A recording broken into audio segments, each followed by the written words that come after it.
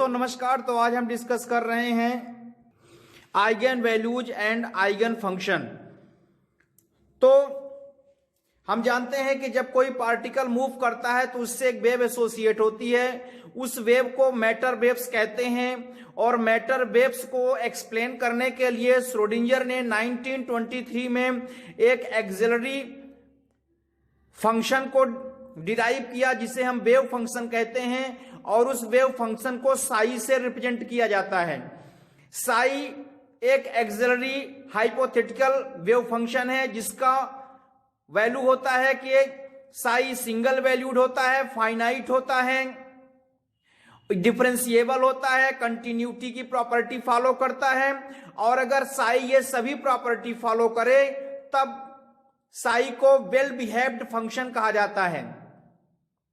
अब श्रोडिंगर के जो दो इक्वेशन होते हैं उसमें से टाइम डिपेंडेंट और टाइम इंडिपेंडेंट होते हैं जो कि ऑपरेटर फॉर्म में एक्सप्लेन किए जाते हैं। ऑपरेटर क्या है? ऑपरेटर एक ऐसा फंक्शन है जो किसी भी फंक्शन को एक फंक्शन को दूसरे फंक्शन में चेंज कर देता है। मतलब ऑपरेटर एक ऐसा रूल है जो कि एक फंक्शन को दूसरे फंक्शन में चेंज कर देता है। जैसे कि डिफरेंशिएशन ये एक ऐसा रूल है कि एक्स स्क्वायर को 2x में चेंज कर देता है। इसी तरह से इंटीग्रेशन भी एक ऐसा रूल है जो x को एक्स स्क्वायर अपॉन 2 में कन्वर्ट कर देता है। तो इस तरह से ऑपरेटर को पी कैप से रिप्रेजेंट करते हैं और यदि ये ऑपरेटर फंक्शन साई पे ऑपरेट होता है तो नेचर के अकॉर्डिंग फंक्शन साई में दो डिफरेंट कॉन्सेप्ट आते हैं। उसमें से फर्स्ट है कि यदि वेव फंक्शन साई में ऑपरेटर पी को ऑपरेट किया जाता है तब ऑपरेटर पी साई को एक डिफरेंट फंक्शन में कन्वर्ट कर देता है जिसको हम फाई से रिप्रेजेंट करते हैं। यहां पे हमने देखा कि वेव फंक्शन साई है, यहां पे यदि ऑपरेटर पी अप्लाई किया जाए तो ये डिफरेंट ऑपरेटर फाई में चेंज हो जाता है।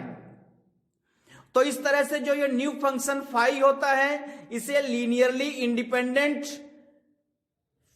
फंक्शन कहते हैं। जैसे यदि साई की वैल्यू हम साइन थीटा लें और उसको डिफरेंशिएट करें तो कास थीटा मिलता है, एक न्यू फंक्शन मिल जाता है। दूसरा यह है कि यदि हम वेव फंक्शन साई में ऑपरेटर पी को ऑपरेट करें तो यदि एक ऐसा कॉन्सेप्ट आए कि वेव फंक्शन अनचेंज्ड रहे, अगर वेव फंक्शन अनचेंज्ड होता है तो इस केस में P psi equal to lambda psi आता है। इस P psi equal to lambda psi को हम आइगन वैल्यू इक्वेशन कहते हैं, जहां पर साई को आइगन फंक्शन कहा जाता है और लेमडा को आइगन वैल्यू कहा जाता है। आइगन की मीनिंग होती है एक स्पेशल वैल्यू, स्पेशल फंक्शन, तो इसलिए इसको आइगन वर्ड का यूज किया गया है। यहां पर जो लेमडा है वो रियल नंबर भी हो सकता है और कॉम्प्लेक्स नंबर भी हो सकता है। तो अब इस केस में जो वेव फंक्शन साई है वो एक मीनिंगफुल फंक्शन के फॉर्म में एक्सप्लेन होगा। मीनिंगफुल फंक्शन का मतलब है कि साई को हम कॉम्प्लेक्स और रियल दोनों फॉर्म में रिप्रेजेंट कर सकते हैं। अब जैसे मान लीजिए कि हमने साई इक्वल टू ई की पावर -4x लिया, जहां की -4x एक फंक्शन है, इसको हमने डिफरेंशिएट किया। जैसा कि हमने बताया कि जो differentiation, integration, plus minus, into, divide ये सब ऑपरेटर हैं। तो हमने ई -4x को जब डिफरेंशिएट किया तो यहां पे -4 ई की पावर -4x आया।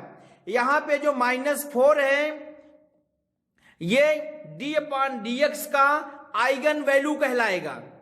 यहां लेमडा इक्वल टू हो जाएगा -4। एक्चुअल में d/dx का वैल्यू -4 नहीं होता, लेकिन e⁻⁻4x के केस में d/dx का जो स्पेशल वैल्यू है -4 होगा। चूंकि ये स्पेशल वैल्यू है इसलिए इसको हम आइगन वैल्यू भी कहते हैं।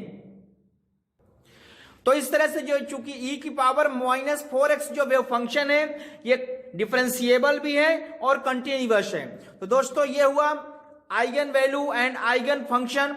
हमारे वीडियोस कंटिन्यू आते रहते हैं। आप हमारे चैनल को सब्सक्राइब करें, लाइक करें, अपने फ्रेंड सर्कल में शेयर करें। हमारा एम है आपको एक नोट्स प्रोवाइड कराना, इसलिए हम शॉर्ट एंड स्वीट में आपको नोट्स प्रोवाइड कराते हैं। इसको आप स्टडी करके एग्जाम में लिख सकते हैं।